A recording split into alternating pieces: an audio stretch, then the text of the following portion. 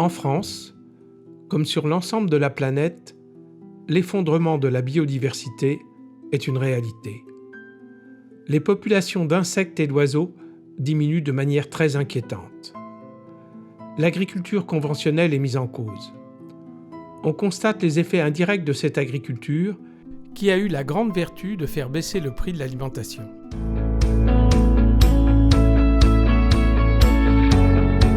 Depuis plus d'une décennie, des agriculteurs pionniers ont cherché de nouvelles façons de produire en diminuant très fortement le recours aux engrais et aux produits phytosanitaires, mais en conservant l'objectif d'obtenir des rendements élevés et une qualité irréprochable. Ils ne sont pas des producteurs bio, mais des agriculteurs qui pratiquent l'agroécologie et plus précisément l'agriculture de conservation des sols.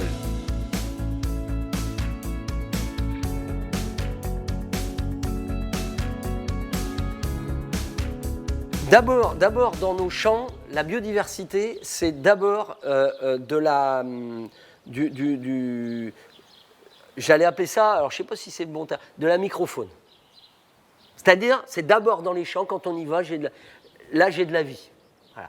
C'est des insectes, des araignées, des colamboles, des carabes. Alors là, les carabes, je ne savais même pas qu'il existait autant d'espèces de carabes de toute ma vie. On a fait des comptages, j'en ai vu des gros, des verts, des violets, des rouges, etc. Donc c'est quelque chose qui, tout d'un coup, nous explose, nous agriculteurs. C'est que là, je suis en train de semer, vous l'avez vu tout à l'heure, vous avez pris des images. Eh bien, si on prenait le temps de regarder, vous verriez, c'est phénoménal.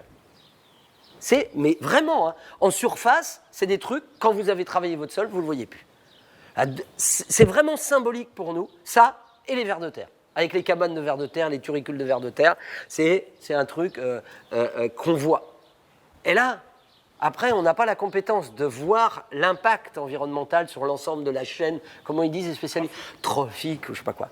Par contre, si j'ai bien compris ce que j'ai lu ou ce qu'on m'a dit, c'est que pour que toute la chaîne fonctionne, il faut d'abord qu'il y ait à manger au départ. Il faut d'abord que tout ça, ça existe. Et c'est parce que ça existe que tout d'un coup, on voit apparaître des choses. Moi, j'ai jamais vu autant de lièvres, autant de lapins, autant de perdrix, autant de faisans.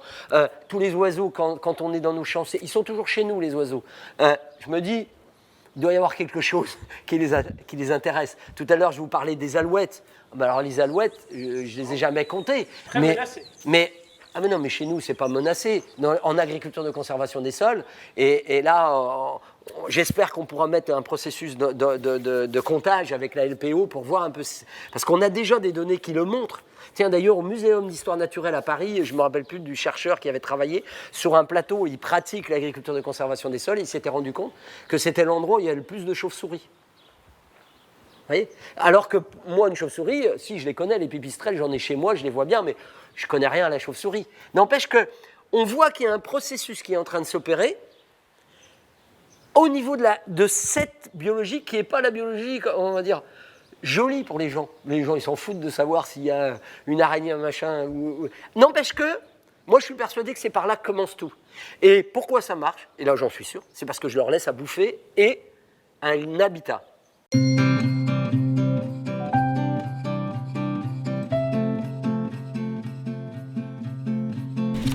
Donc là, on est dans une parcelle, évidemment ça fait 20 ans qu'elle est en agriculture de conservation des sols.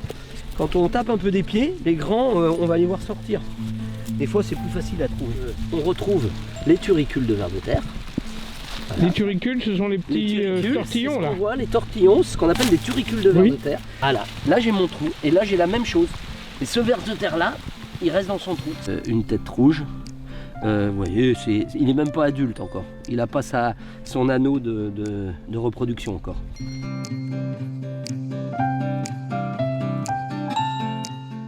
Ces résultats, très positifs pour la biodiversité et l'environnement, sont obtenus par un changement radical des méthodes de culture, à commencer par un acte fondateur, la fin du labour et du travail du sol, mais pas seulement, loin de là. On a mis beaucoup de temps à comprendre que l'agriculture de conservation des sols, c'est un système à part entière.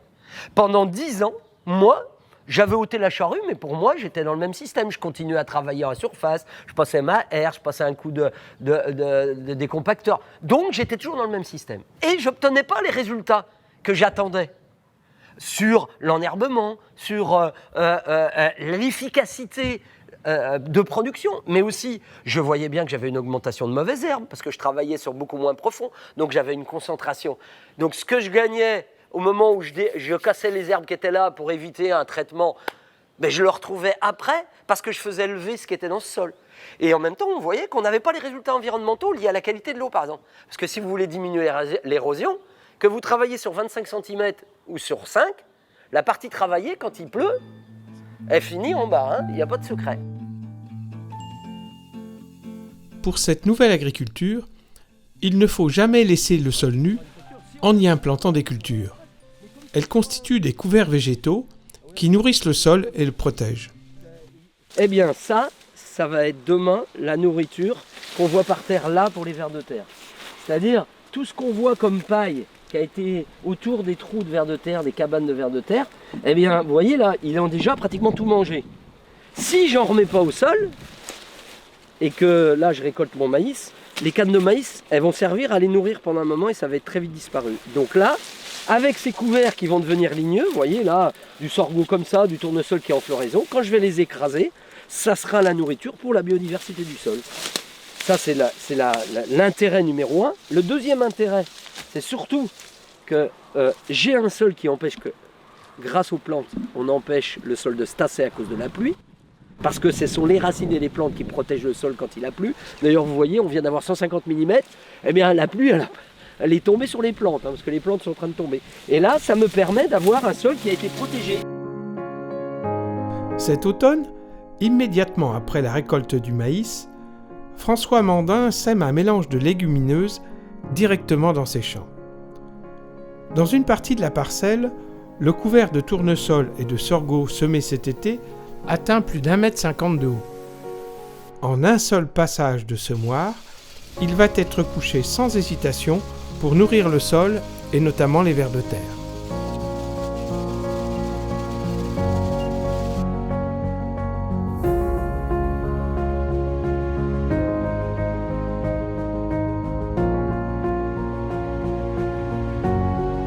Le travail que l'on fait, c'est un travail de recherche appliquée entre agriculteurs pour arriver à mettre en lien toute cette idée qui consiste à réduire très fortement l'impact environnemental de l'activité agricole tout en continuant à avoir un très haut niveau de production agricole parce qu'il est essentiel de préserver une très haute capacité de production, pas simplement pour nourrir les hommes, mais pour nourrir l'environnement et la nature. Et c'est ça qu'on a découvert et qu'on essaye d'appliquer, c'est qu'on arrive à lier ces deux ambitions, produire et protéger, si on augmente la quantité de production à l'unité de surface, tout en réduisant toutes les externalités. Et c'est ça ce qu'on essaye de faire depuis 20 ans. Après des déboires et des succès, quel jugement François Mandin porte-t-il sur cette autre façon de travailler ? Le fait que ça marche, pour moi, c'est est-ce que ça me permet, moi, dans ma ferme, de répondre aux exigences court terme, économiques, humaines, d'engagement, de plaisir à faire mon travail, tout en répondant à cette idée de durabilité. C'est-à-dire, est-ce que je vais pouvoir continuer ce que je fais dans un cadre équilibré en termes de temps de travail, et économie et humain. Voilà. Donc, oui, moi je dis, chez moi, parce que j'ai adapté le système, ça marche. Dans aucun cas, on pourrait poser la question à mes associés, dans aucun cas, on reviendra en arrière. Parce que, malgré les difficultés, et je ne veux surtout pas venir dire que c'est simple, l'agriculture de conservation des sols, elle a un pouvoir qui est extraordinaire. Qu'on découvre collectivement, c'est que tout d'un coup, nous, agriculteurs, on a récupéré la main sur notre métier. L'agriculture de conservation des sols, comme je la conçois, m'a permis, et nous a permis collectivement, à encore améliorer notre liberté de décision, notre capacité de choix et notre autonomie vis-à-vis de l'ensemble des acteurs autour. Alors, quand on vit libre, c'est simplement qu'on a la capacité d'accepter les contraintes venues d'ailleurs.